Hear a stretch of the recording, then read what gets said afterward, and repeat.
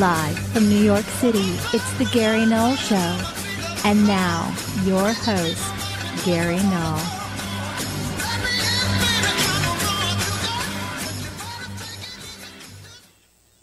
Hi, everyone. I'm Gary Null. Nice to have you with us today. We're going to explore the latest on antioxidants and amino acids and how they can help you with mental conditions. Plus, how to live a longer life, literally adding 5 to 15 years onto your lifespan starting today. How can we do that? We're going to tell you. No guest today, so I can deal with some commentary issues. I'm going to discuss something from Matt Tabibi in Rolling Stone, The Legacy of the Iraq War. Also from a Professor Azikawa in Global Research, another reason why imperialism wanted Libya overthrown. Two things happening simultaneously. New information I'll share for the first time on the show today of what might have been behind the actual assassination of Gaddafi and who. Also, Medea Benjamin. Don't believe the media hype about Saudi Arabia's Prince Mohammed being here to help America, help make the Saudi Peninsula more of a progressive state. None of it is true. Also from the environmental segment today, how the Arctic is warming, and that's upsetting the ocean currents. This is very serious. This is from Climate News Network. Quote, a spell of unusual Arctic warming has seen temperatures rise far beyond their normal levels, prompting concern over long-term climate change. Well, it gets worse than that. It's not going to be stopped. It's tipping. And what happens when it tips is what I'll tell you about. We can see that probably this year. And we have some audio clips today, including we're going to talk about George Carlin on some cultural issues, since everyone wants to be so culturally correct, politically correct, and engage in identity politics.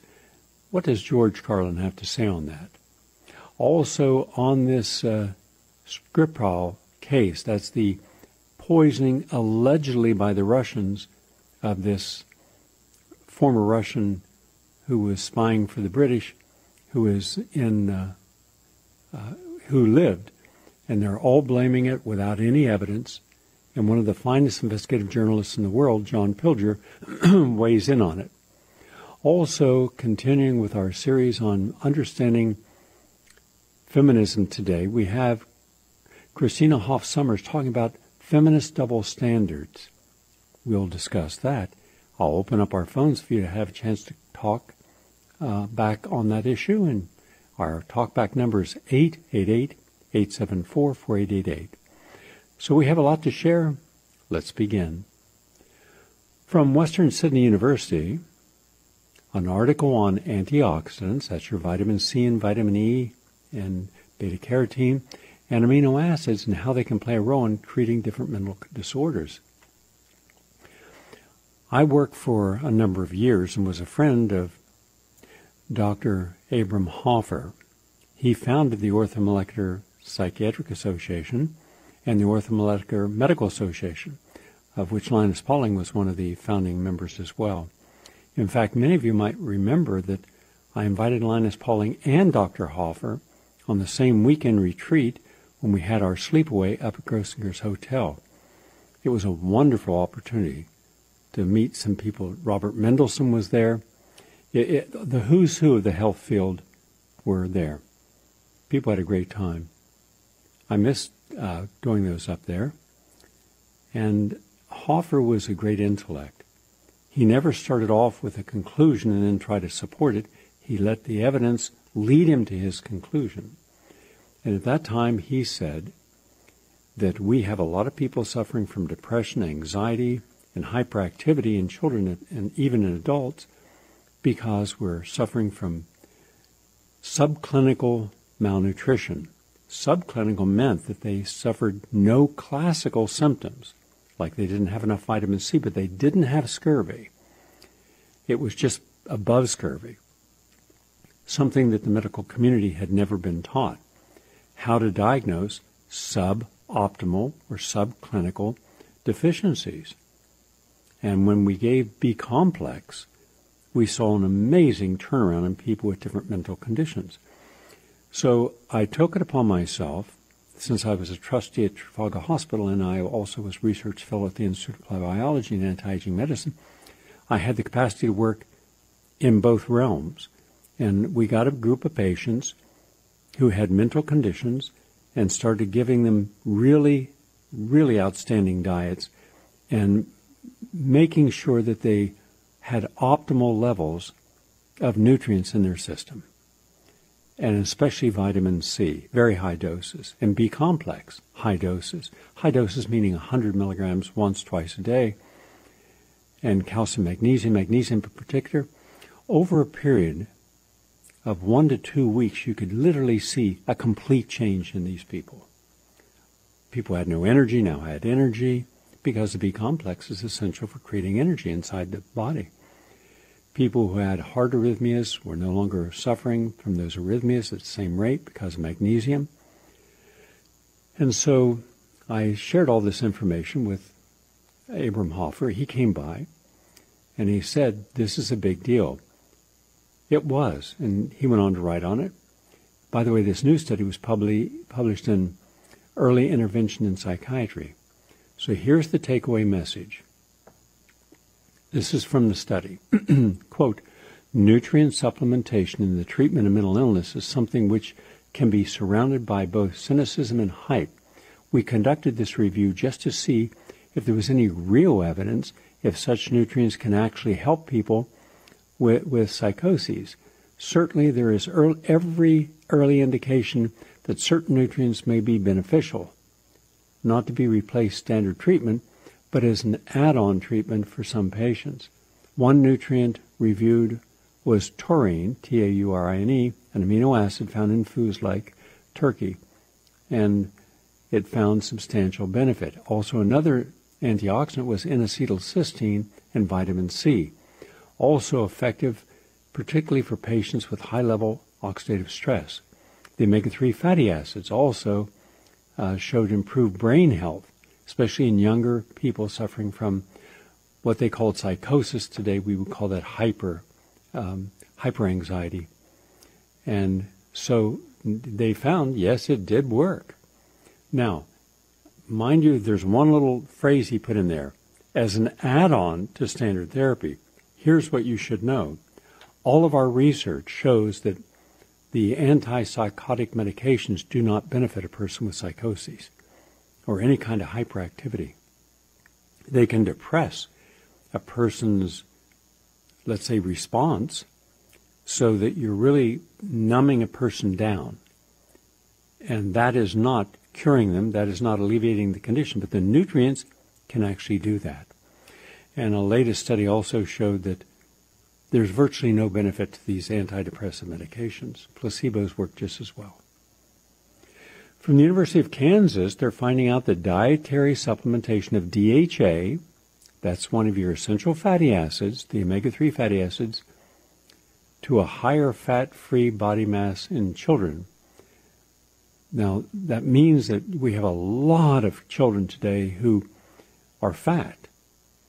And by the way, did you ever see any of those pictures of GIs signing up in World War II, and they were taking their medical exams, and they'd take their shirt off, and they were just lean as can be? And now, 85% of all young people wanting to go into the military aren't accepted because they're overweight, obese. So we have really had a terrible problem with our obesity in this country. But when you're taking DHA, that makes a big difference, especially as young children. You reduce your total body fat. This is published in the American Journal of Clinical Nutrition. So, the takeaway message is children should be having their DHA or their omega-3 fatty acids every day and exercising, and we will have a lot healthier children who won't be overweight.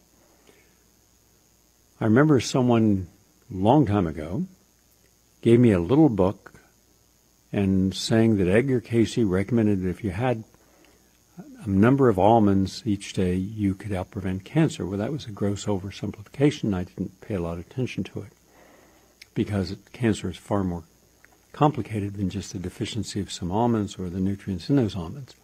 However, what we do know is that all the almond, walnut, pistachio, pine nut research is showing some remarkable benefits. So Green Med Info, a really good source for quality nutritional information, looked at the scientific literature, and they looked at the standard American diets.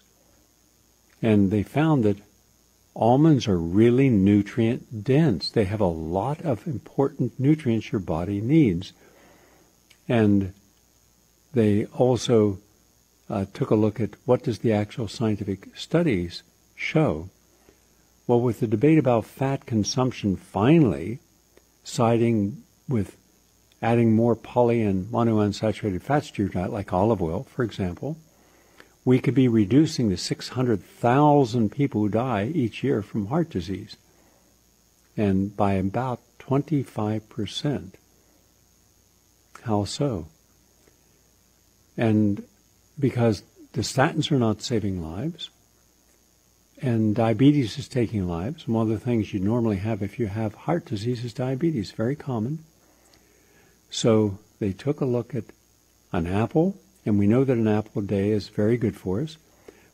But if you took an apple, sliced it, and then put almond butter on it, then you have something that's really beneficial. And especially because raw almonds are important because of the quality of the fat they contain. They contain the heart-healthy fat. And so what I do, in fact, is I feed the animals that I'm a caregiver for. I take an organic apple, slice it, and then take some raw organic almond butter, put it on it, and they love it. Oh, by the way, another thing you can do, you take Ezekiel bread, which is a sprouted bread, so it has no gluten, and first you put olive oil on it, like a teaspoon of olive oil. Then put some maple syrup on it, organic maple syrup, which is good for you, and then put some almond butter on it, and give that to your pet. Birds love it, and horses and cows and just about every creature loves it and goes for it. Monkeys love it, the whole family of primates, but it's good for you as well. That's what I call a grazing snack, meaning like I don't eat lunch. I'll have a special, when my friends see it, they say, oh, that looks like mud. And they probably think it tastes like mud. But it's a lot of different compounding powders all put together. It's a raw living foods breakfast that probably is more nutritious than 50 of the average person's breakfasts. I mean, it's really good. And then I don't have anything else except throughout the day, lots of liquid, and then I'll have a grazing like what I just mentioned, or maybe mixing some chickpeas and baba ganoush together and putting those on some avocado slices, then squeezing some lemon juice on it. Grazing, and then have a small meal later in the day. And this whole idea that we have to have 3 regular meals a day is just nonsense. Anyhow, almonds are good, the fats are good, and it helps your heart. I'm a big believer in exercise. I exercise every day, and when I'm competing, I exercise generally twice a day. But we should all be out there for about an hour a day. And the older you get, the more important it is you get out there. Duke University Medical Center just finished a research of decades of Americans who are getting confusing information about the best way to counteract the health risks of a sedentary lifestyle. Like they'll say, walk 10,000 steps a day. Okay, that's fine. Now, who's exactly going to count 10,000 steps? Do a 7-minute workout from a phone app, or flip heavy tires in a arduous boot camp class. This is all nonsense. It's all commercializing it. It turns out that any and all exercise, even when done in short bursts throughout the day, could work to reduce America's risk of disease and death. That's according to the latest research appearing in the Journal of the American Heart Association. Quote, for about 30 years, guidelines have suggested that moderate to vigorous activity could provide health benefits, but only if you sustain the activity for 10 minutes or more. Now they're saying that that's not just the case. That flies in the face of public health recommendations like taking the stairs instead of the elevator and parking farther from your destination. Those don't take 10 minutes. So why were they recommended? And this study found that even brief trips up and down stairs would count towards accumulated exercise minutes in reducing health risks so long as the intensity reached a moderate to vigorous level. So moderate exertion was defined as a brisk walk at a pace that makes it hard to carry on a conversation. So boosting that pace, meaning going a little faster, that then takes you into a vigorous exercise, and that's where you get your best benefit. So my recommendation is this: 45 minutes of vigorous exercise, 15 minutes of moderate exercise warming up and cooling down. You never just stop. You have to cool down, let your pulse, your blood pressure, your blood sugar, your hormones all come back to a normal level. Then you can really benefit from it.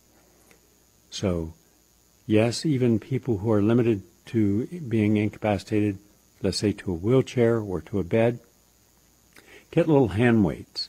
If you can move your legs at all, then do crunches in bed, meaning bring your legs up to your chest, your knees up to your chest, and then back out again. And each time, see how many you can first do. Let's say you can do 10. Now see how long you can do each one. Count. And if you can do 10, laying on your back and bringing your knees up to your chest, and if you can do that 10 times at 20 seconds each time, so you do it slowly, bring them up, that really creates dynamic strength in the lower back, your abs, it burns fat, and lays down new muscle. But no matter what your circumstance, get your exercise in. The more exercise you can do, up to an hour a day, the longer you're going to live. From New York University School of Medicine, your gut bacteria determine the speed of tumor growth in pancreatic cancer. Now, this is something new for those tens of thousands of people who have pancreatic cancer, and it really devastates the immune system. So they're saying something very simple. If you have good bacteria, and that's where you really have to stop all sugar and meat and acidic foods, get into alkaline, raw foods, and good bacteria, I would say 40 to 50 billion bacteria per day, that will help substantially reduce the speed of pancreatic cancer, then allowing other types of therapies to work. And also, finally, from Florida State University, are you guided by your gut feelings? A Florida State University neuroscientist concludes that frequently you're functioning on a subconscious level, and that gut-to-brain signal is a powerful influence on emotions and moods and decisions, and typically prompting you to avoid certain situations. The published article in Physiology showed that if that gut feeling is guided by your, let's say, your intuition, more often than not it's going to be right. So listen to what your gut is telling you, then analyze it. Because you might also being motivated, your gut feeling may be coming from epigenetic fear and conditioning, where you've been conditioned not to do something or conditioned not to take advantage of a situation. But just sit and look at the likely outcome if you do something or don't do something that your gut says do or don't do. That's the latest on health and healing. I'm Gary Null. We're going to take a break and come right back. Please stay with us.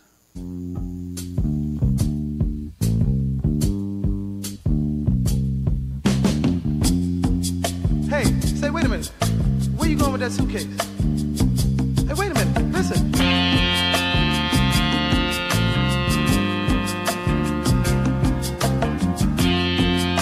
All right, well, you don't have to answer. Just listen.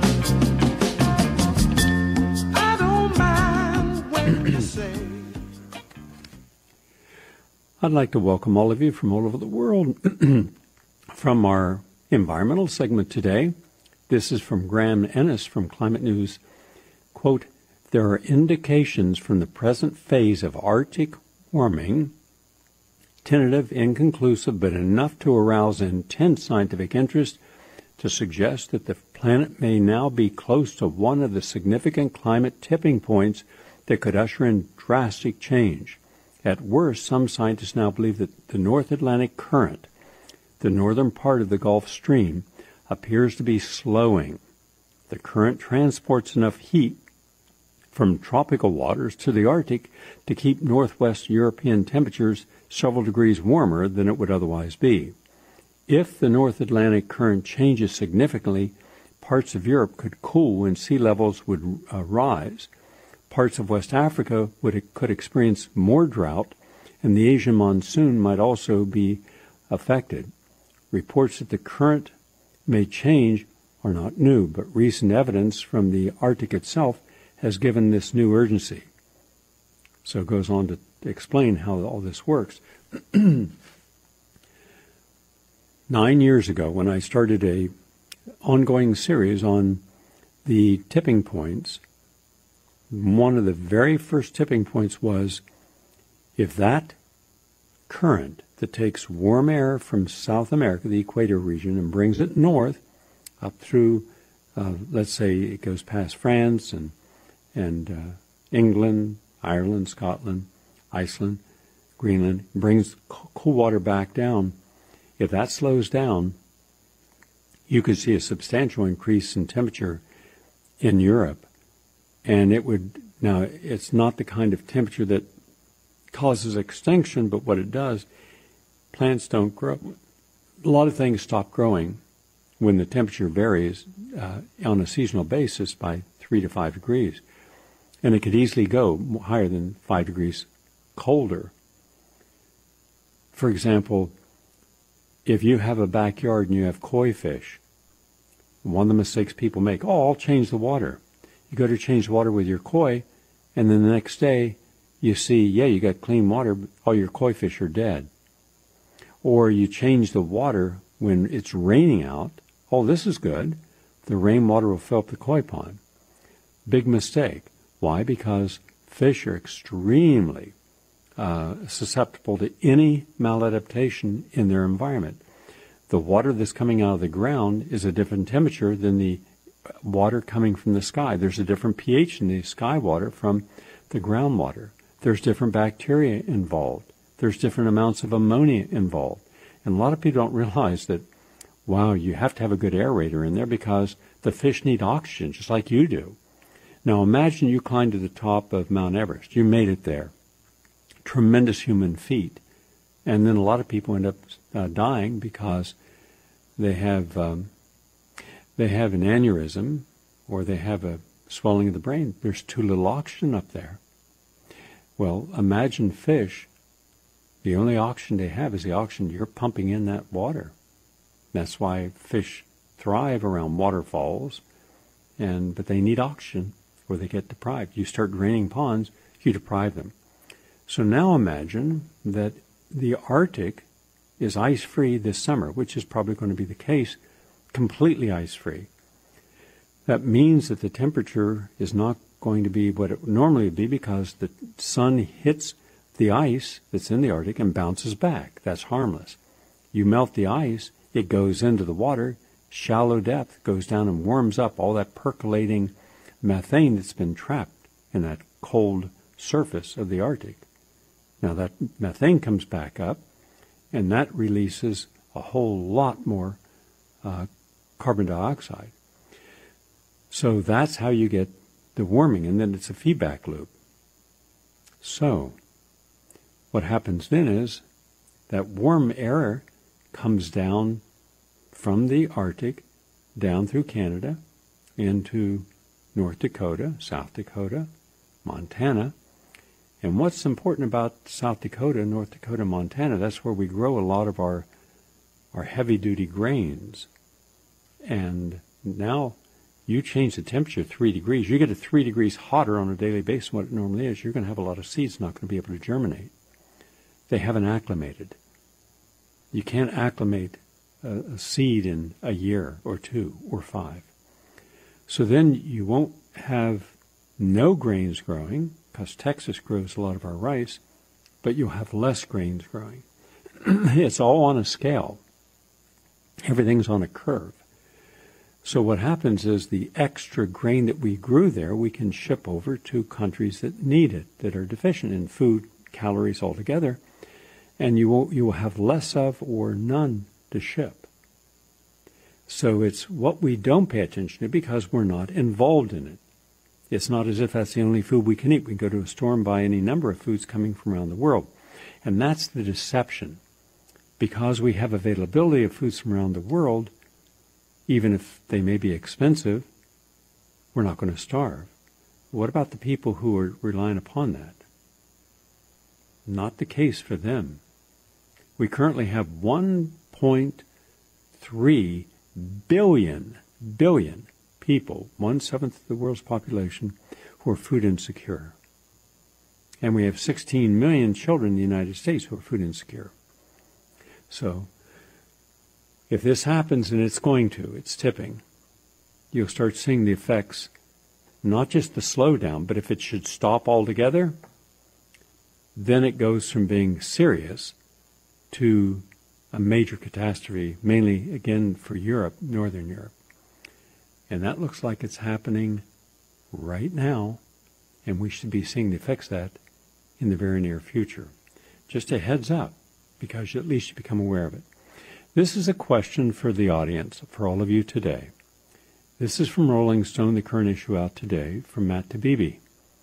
It's called The Legacy of the Iraq War. Quote, "The invasion is no longer just one of the great crimes of this or any age. It's become a crossroads event in the history of American decline. 15 years ago this week, George W. Bush invaded Iraq. It was an awesome drama, made more thrilling by the seemingly obvious craziness of it all. People were looking at each other out of the corners of their eyes, shrugging and asking, 'Can we really do this without a reason?' That was the dramatic subtext of the invasion. In the press, no one could really make sense of the supposed justifications for the invasion. That it was compelling, no one could deny. And so the New York Times, on its headline, Bush orders start of a war in Iraq, missiles apparently miss Hussein. And, of course, the person at the New York Times who was banging the drums for war was Judith Miller. Was she ever held accountable for crimes against humanity? No. She's even working on Fox. That shouldn't surprise anybody as a contributor. So what we have is, quote, "The gray lady who was playing such a key role in what was going on was certainly getting in the spirit, giving in to the adrenaline rush of Bush's evil gambit. It was the same with CNN's breathless coverage of that first night, with the creepy green-hued night cams showing explosives of the monster explosion one after another. Shock and awe, we called it, a new plan for achieving rapid dominance. What a great Hollywood name. And people didn't sit glued to their televisions to watch it roll out. Yes, they did, getting off like a bunch of kids blowing up frogs. Wars are great TV. The prolonged political lead-up, the decision to kill, it's all rich with suspense, and when wedded to the sight and sound of the bombs, after waiting all months for one nightfall at the hour of crime and sex to launch the first sorties from a secret location at sea, it all trips the senses. It's a turn-on. It makes the Super Bowl look like paint drying. The sheer drama is how they sold this thing to the public 15 years ago this week. But that's not how our rulers sold the war to themselves. They weren't overcome with emotion or some post-9/11 yearning for vengeance. They knew what they were doing. The Iraq invasion, one of the great crimes of this or any age, and destined to be a crossroads event in the history of American decline, was instead a cold, calculated, opportunistic power grab, aimed at what future targets and even our own population as to the Iraq enemy. As citizens, we haven't started to reckon with any of this. We write it all off rather than deal with it. In fact, when we think of Iraq at all, we often describe the invasion as a mistake. Embarrassingly, even as Matt the BBC, even I did this a few weeks back, talking about how we blundered into Iraq. It's understandable. There are superficial plot elements from the Iraq narrative we lean on to soothe ourselves that the invasion was caused by an unlikely confluence of accidents and errors, not the inherent finality of our own system. We remember things that look on the outside like a dumb miscalculation. First in line is the press corps that somehow all at once committed mass malpractice, falling for a plainly absurd weapons of mass destruction fable. It wasn't a systemic problem caused by a knee-jerk belief of government sources and the exclusive handout of network airtime to spooks, retired generals, and military strategists. No, we just all fell for the same error. Then there was the Bush administration, which appeared to sincerely believe we would be greeted as liberators in Iraq, and that we'd be able to establish a Mesopotamian Switzerland overnight. The Democrats will tell you that they were genuinely convinced voting for the war was politically necessary and that they really believed the intelligence about Saddam's weapons program. It was just a big misunderstanding, all of it. An oops moment, as some commentators called it even back then. BS. The invasion was no mistake, and nobody above the age of 8 believed the weapons of mass destruction story. Anybody who says otherwise is lying. We all knew what was going on. Far from being an error, the war was a perfect expression of everything we stood for then, and still do today. And the survival, the comedy of errors explanation as popular media myth is almost as inexcusable as the original tidal wave of misreporting that preceded the invasion. America in 2003 already had a long history of violent regime change. One study cited recently by the Washington Post concluded we tried to change other nations' governments a mind-blowing 72 times between 1947 and 1989. Most of those efforts were justified under the disguise of domino theory, i.e., that we had to step in to prevent the cancer-like spread of communism. Well, the domino theory justified rigged votes, arrests, assassinations of elected officials, installations of military rulers, terrorist operations, sabotage in Cuba, even mass bombings of local populations. The death tolls from these operations are incredible. Millions of civilians in Indonesia alone. Of course, facing up to the shame of this blood-soaked past is not part of most of Americans' high school history courses. If you ever want to feel fantastic about being an American, watch this documentary showing Vietnamese parents weeping over their dead and napalm children, while Dick Nixon tells the world that throughout the war in Vietnam, the United States has exercised a degree of restraint unparalleled in the annals of war. Or look at these maps showing the vast areas where we sprayed dioxin over that tiny agrarian country, using bombers to dump poison by the ton, causing a generation of people to be left deformed, suffering, and alive, with misshapen or eyeless heads like this. And that was our unparalleled restraint. That's what it looked like. So, and then he goes on from there. So here's the point on this. Show me the network. Show me the reporters. Show me the experts from the think tanks that came forward for months to demand that we do something. Show me their apologies.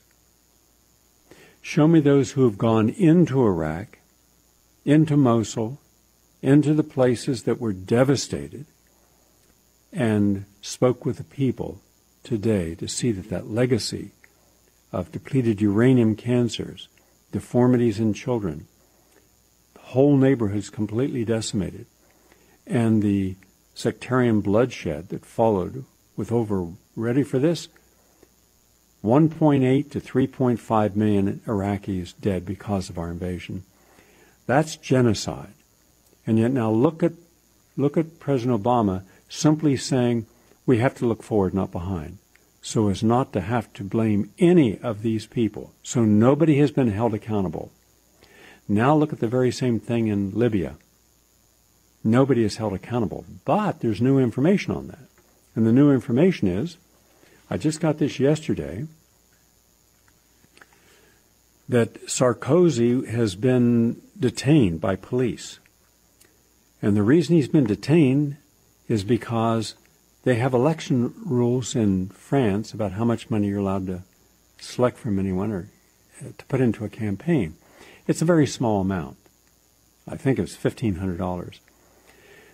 And he got $61 million secretly from Gaddafi personally. In fact, the person who got the money and brought it in suitcases of cash to Sarkozy has so testified. Now, Sarkozy is now in deep trouble. He was one of the people who really beat the drums for invading Gaddafi. And now, according to this new article in Global Research, it might have been former President Sarkozy who was responsible for Gaddafi's assassination. I'll read a short piece of this. This is new. No one has this information. 7 years ago this month, beginning on March 19, 2011, the United States Pentagon and NATO began a massive bombing campaign against the North African state of Libya. For 7 months, the warplanes flew tens of thousands of sorties over Libya, at the time the most prosperous state in Africa. Nearly 10,000 bombs were reportedly dropped inside the country, resulting in 50,000 to 100,000 dead, many more injuries, and the dislocation of several million people. On October 20th, longtime Libyan leader, Colonel Muammar Gaddafi, was driving in a convoy leaving his home area of Sirte when the vehicles were struck. Gaddafi was later captured and brutally executed by counter-revolutionary forces which were led, armed, and financed by the United States, NATO, and its allies, including France. France played an instrumental role in the destruction of Libya as a nation-state. Then President Nicolas Sarkozy praised the overthrow of the Gaddafi political system and the execution of Gaddafi. All of the imperialist states and their cohorts told the international community that the counter-revolution in Libya would lead to an era of democracy and prosperity. These proclamations could not have been further from the truth. Sarkozy wanted the Libyan state eviscerated and Gaddafi assassinated because he had borrowed millions of dollars from the African leader in 2007 to finance his presidential campaign. Rumors and later documented proof surfaced to substantiate these claims. On March 20th, people around the globe awoke to news reports that Sarkozy was in custody and being questioned over financial irregularities involving the Libyan state under Gaddafi. During the period in question, Libya was a leading country within the African Union, where the basis for the revitalization of the Organization of African Unity, founded in May 1963, and the Declaration of 1999 led to the creation of the AU, African Unity, and in 2002, shifting the focus of the continental body, mandating deliberations on the development of viable institutions encompassing more meaningful objectives such as economic integration and regional security. The spotlight turned on Sarkozy's raised again the question of the genocidal war against Libya during 2011 and the subsequent underdevelopment, instability, and impoverishment of the country and its implications in North and West Africa, along with the continent as a whole. Today, Libya is a source of terrorism, enslavement, and internecine conflict where there's at least 3 sources of purported authority. And then it goes on to talk about $61 million going to Sarkozy. So, if Sarkozy was on this, and he had French commandos there, and the French were on the ground, boots on the ground, and were leading the terrorists, then it's understandable. After all, Gaddafi had $160 billion in gold reserves. It was the number one country in longevity, health of its citizens, education, had the highest education level of any of the 54 countries in Africa, free education, free medicine. It had the best of everything in Africa, and more liberation for women in Libya than any other Muslim country in the world. It was an enemy to no one. It was a threat to no one. It was the Paris of Africa. And so the United States, Hillary Clinton, Barack Obama, Sarkozy, David Cameron, the Italian Prime Minister, they decided, let's destroy Libya. It had nothing to do with terrorism. Nothing. It had to do with he was wanting and he was the most powerful person in that African Union, to convert all of the transactions to the gold denier instead of the U.S. dollar. That would have cost the American manufacturers billions of dollars a year if everything was converted over to the gold denier. They couldn't allow that to happen. They stole the money because the Libyan people never got that money back. The United States collected it, and they destroyed him. Now, as of today, as we speak, Sarkozy's in custody, being questioned about violation of campaign. So in effect, here's the interesting part. Sarkozy borrowed money from Libya in order to win the presidency, and then turned around and was banging the drums to destroy Gaddafi, because if they killed Gaddafi, destroyed everything, who would have known about the $61 million? Well, it's come back, and he is a real punk. So let us hope that justice prevails. Just something you didn't know. What are your thoughts about this? What are your thoughts about where we stand right now in the United States, where we have so many movements of people running out from kids, protesting guns, but they're not protesting fixed elections, like the Democrats depriving Bernie Sanders of what would have been the presidency. No protest. How about protesting the surveillance state? How about protesting the fact their cell phones can be turned on and off by national security agencies? How about every television in their house is watching them and listening to them? How about all those cloud carriers, the ones that give you all the information you want? All you have to do is what's the capital of Spain? And it'll tell you in a second. You don't have to do any more homework, no more research, no more reading, no more writing. You just have everything at your... It's also listening to everything you say. It's recording every single thing or anyone else that's saying and collecting data. They're not protesting Facebook collecting data and having it used. They're not I see no marches for the poor children in America. So you're protesting guns, okay, that's your right. Do so if you want. But what about the poor children in your school that don't have a home to go to when they leave school that day? Do you protest that? Are you marching for the homeless children in your school? Are you marching for their parents who are living on food stamps and some at $5 a day? Are you marching to stop home foreclosures?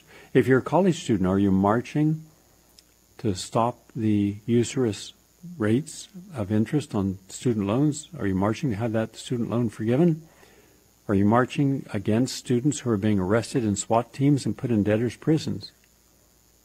Are any of you marching against global warming? I haven't seen you. Maybe you are. I haven't seen it.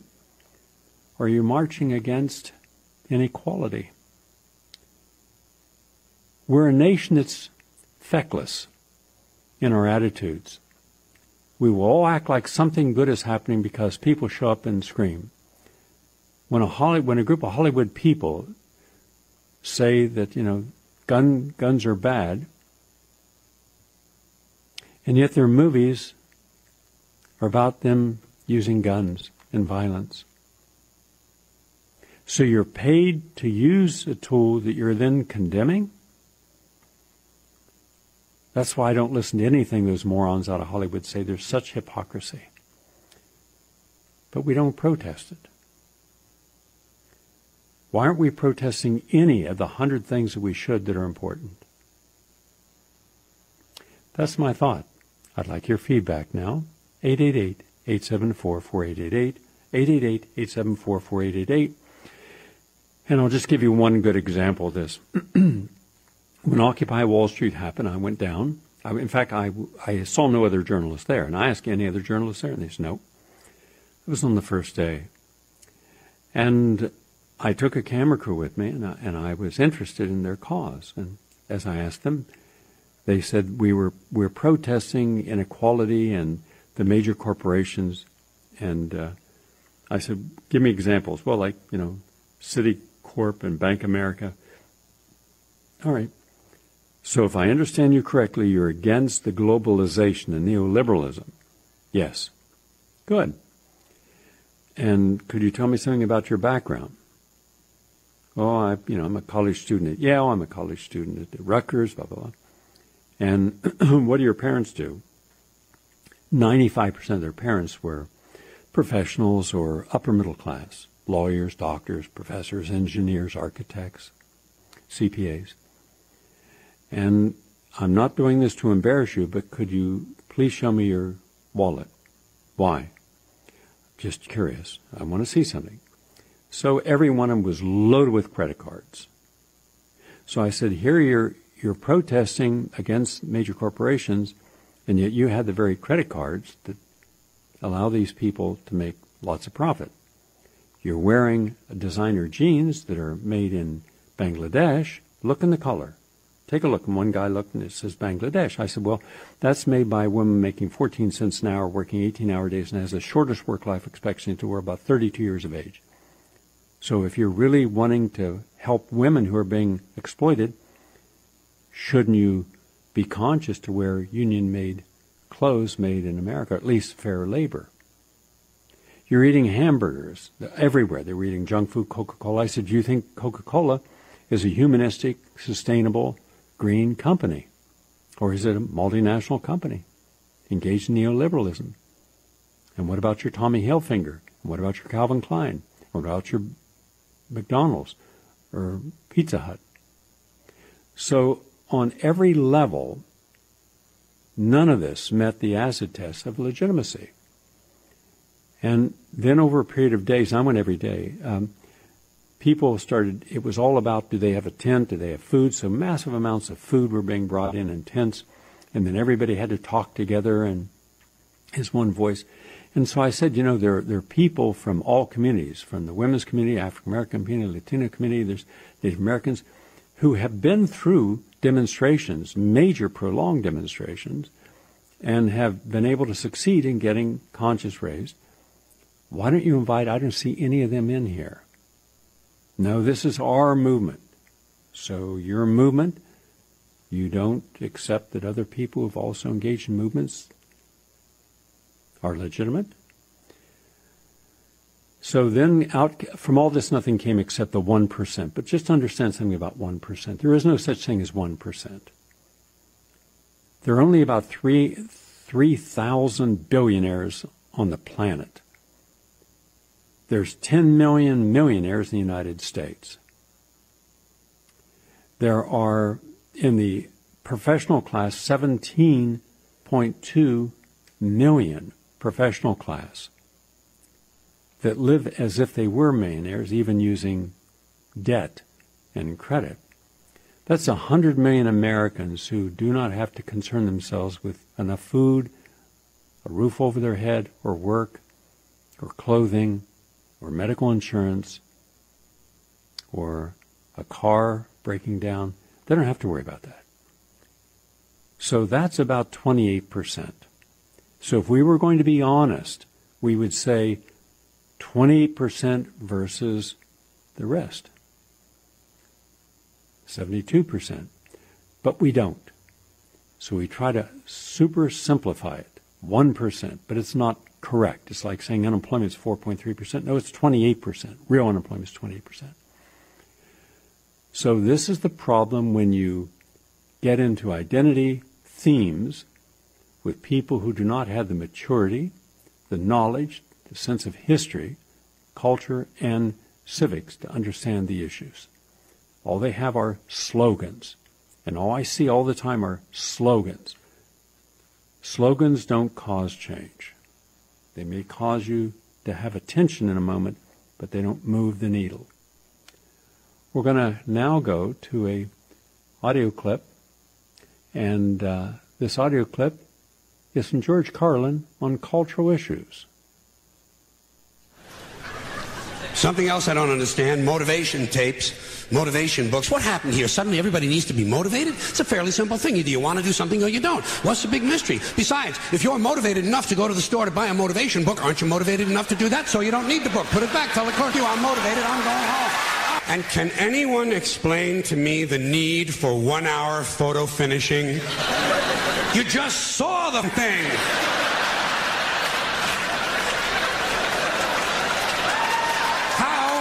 How can you possibly be nostalgic about a concept like a little while ago?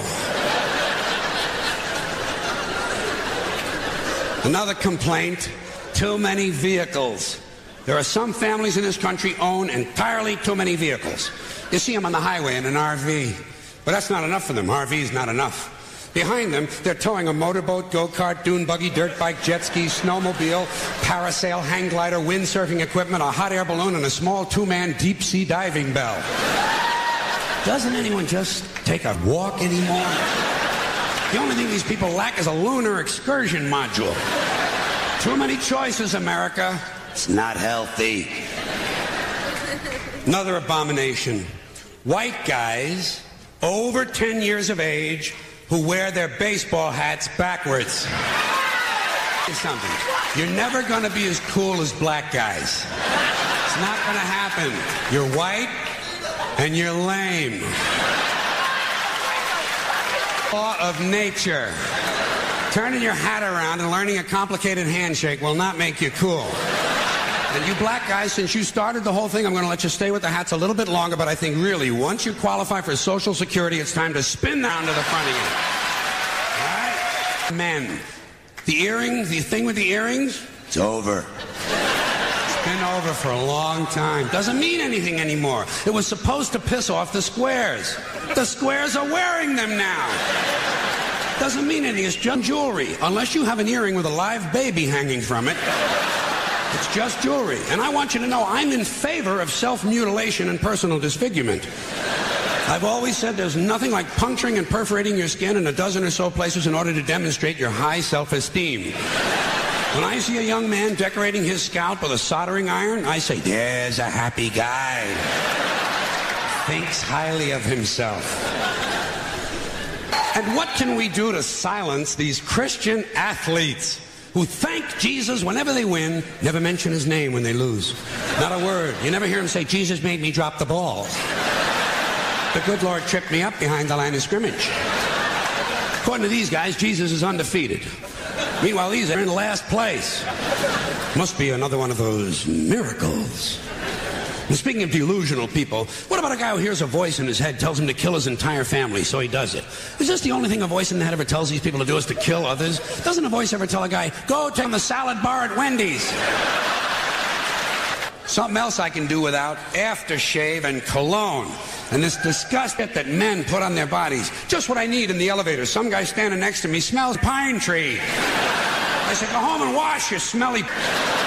You smell like the urinal in a Portuguese cat house. Damn, guys are stupid. Guys are really fucking dumb. They think they're going to get laid with this stuff, you know. Oh, yeah, they put it on at home. Oh, boy, I'll get laid tonight. I'll get laid tonight. You don't get laid with green that comes out of a bottle, okay? And the only smell that's going to help you get laid might be your own natural scent. You have pheromones. It's a secondary sex characteristic. People in America, nervous about sex. They want to cover that up and disguise it. Guys in Europe, they know how to live. Guy gets in the elevator over there, he smells like a pile of dog. Those people are sophisticated. Let's now take a call. Let's say hello to George from Florida. Hi, George. You're on the air. Hi, Gary. Can you hear me? Yes, I can. Oh, okay. First, thank you for the show. Really, really appreciate it. I will answer your first question. You asked before about why we invaded Iraq. Yes. Okay. It is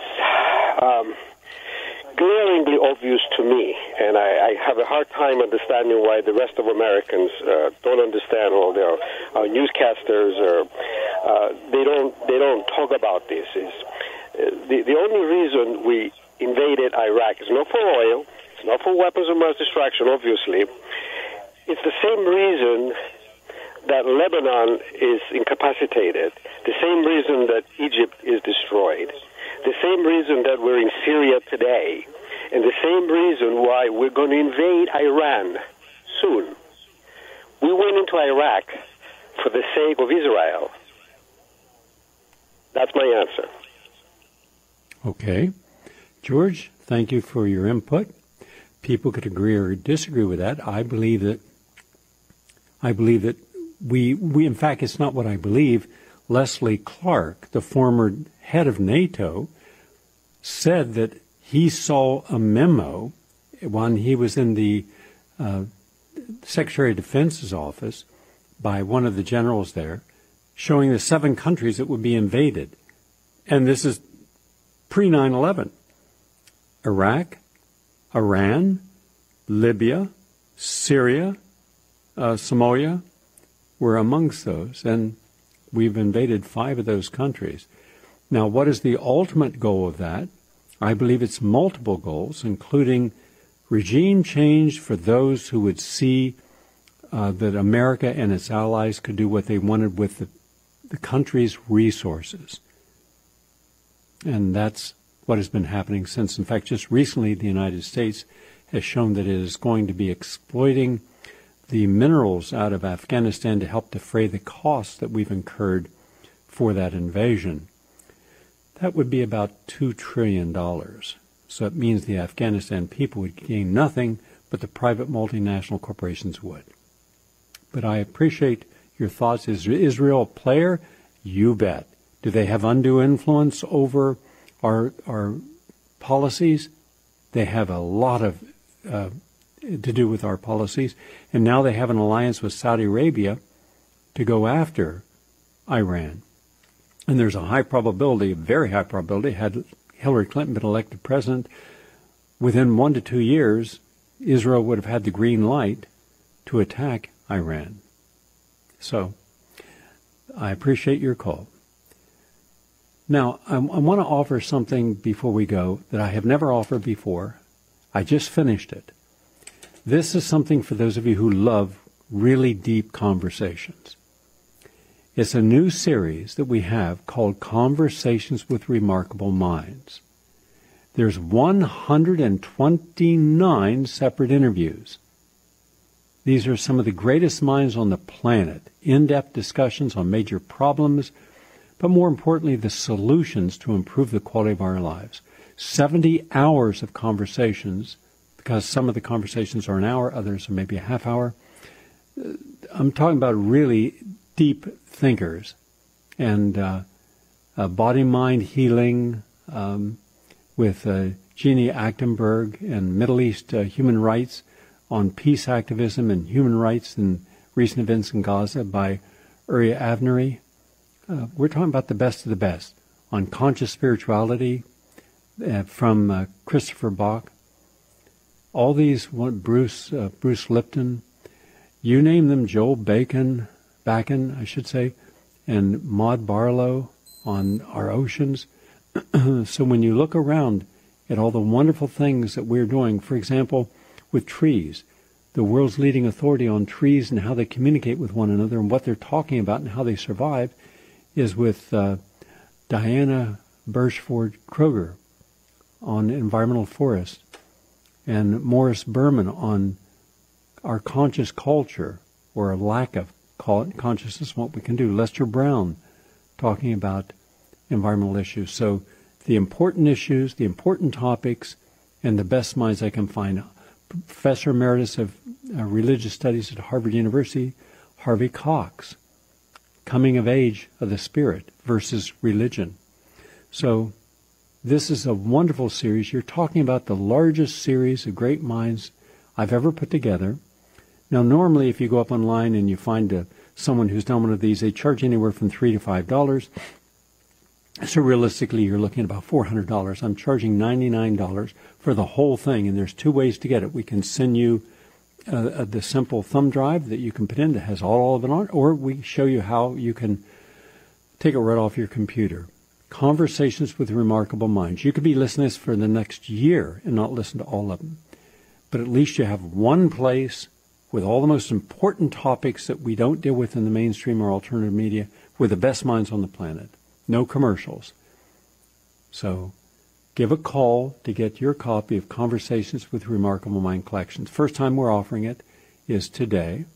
I'll give you the number to call in, 877-627-5065, 877-627-5065. We've never offered this before. It's taken us a year to edit all this together.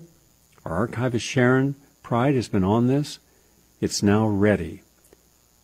Over 129 people, 70 hours of listening. No commercials, important topics, in-depth, the kind of in-depth discussions you just don't hear on radio. We don't allow ideologues in here or propagandists in here. These are just great human beings. Everybody should have this collection. You can take it anywhere. So if you're driving someplace and you're on a plane, you want to listen to it, you're taking a place to listen to a theme that you need in that point in your life, you'll find it here. Call 877-627-5065, 877-627-5065. And we're only charging $99 for the whole thing. So that's terrific. I want to thank you all for listening, and I look forward to sharing more tomorrow. Have a nice day, everyone.